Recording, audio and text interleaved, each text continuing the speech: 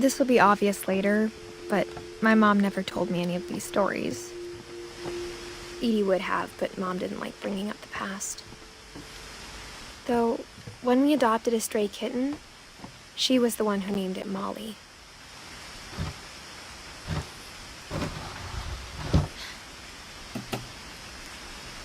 I spent a lot of time in Great-Grandma Edie's room.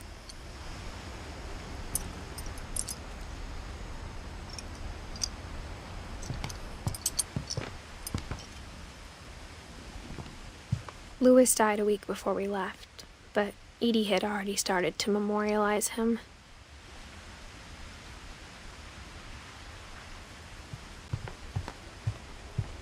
When Edie told people Sven was killed by a dragon, she could also have said he was building a dragon-shaped slide that collapsed. She could have, but she didn't.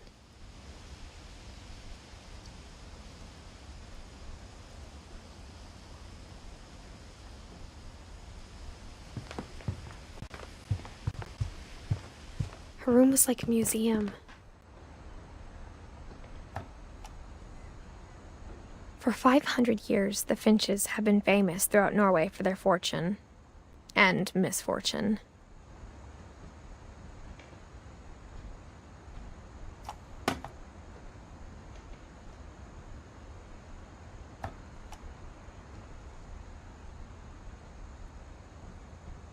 Odin Finch buries the latest victims of the family curse, his wife Ingeborg and their newborn son, Johan.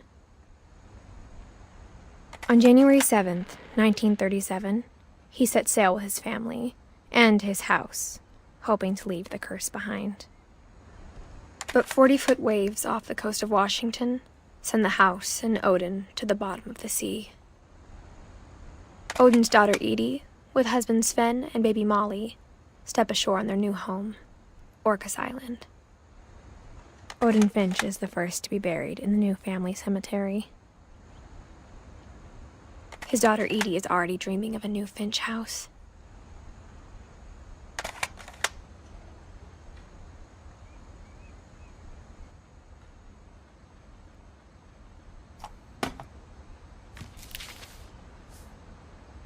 Whatever's wrong with this family, it goes back a long ways.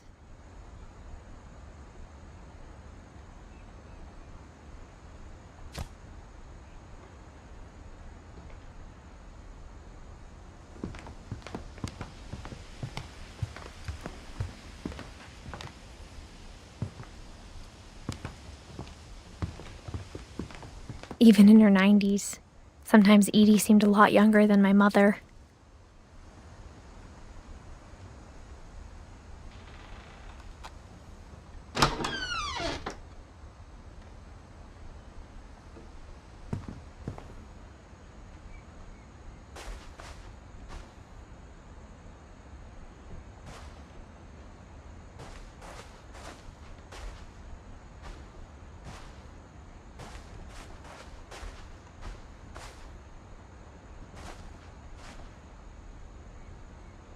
The only trace Grandpa Sam's first wife Kay left on the house was the pink bathroom. It was a pretty big trace.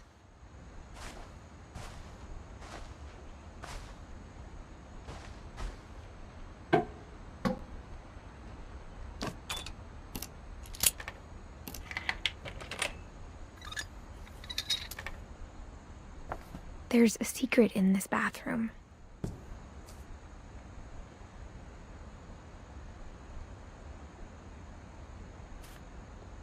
It's in the last place you would look. It isn't in the cupboard. It's hidden in this book.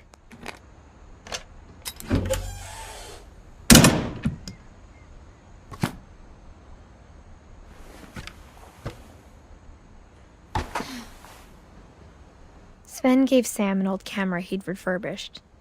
He never put it down.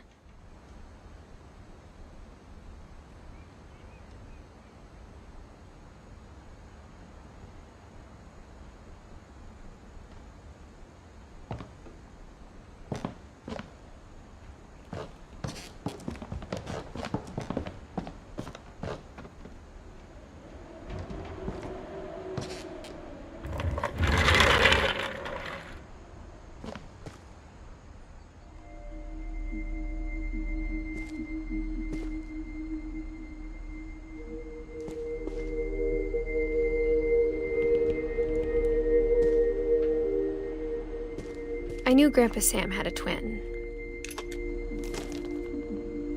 and that he never talked about him.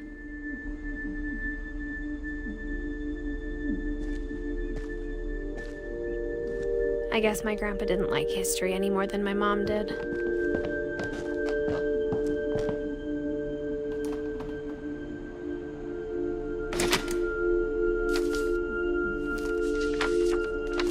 How I Want to Remember My Brother by Sam Finch.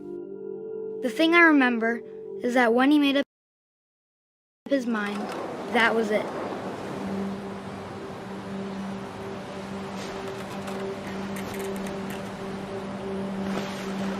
My brother said he'd die before he ate another mushroom, and he did. At Barbara's funeral, we swore he'd never be afraid again, and he wasn't. I think Calvin always wanted to fly.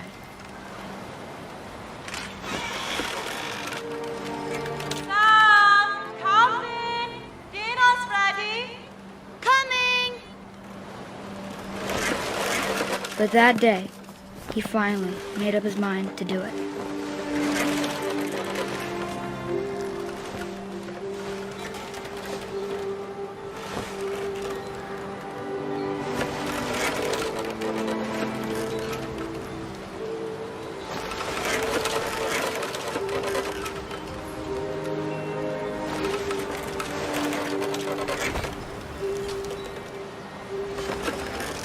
I told him going around was impossible. Maybe if I hadn't said that. Calvin, I'm not gonna tell you again. Maybe if the wind hadn't picked up. Then maybe he'd still be here. But I doubt it. I think he'd already made up his mind.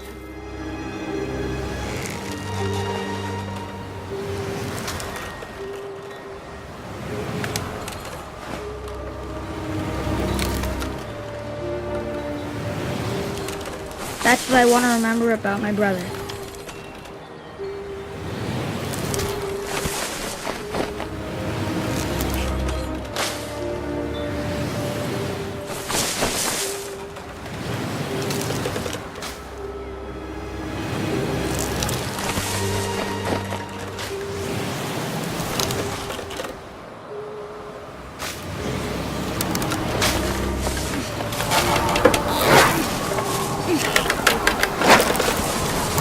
That's the day he made up his mind to fly.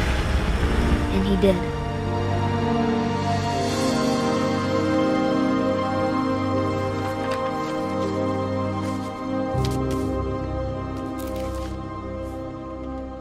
Calvin's story felt strangely familiar.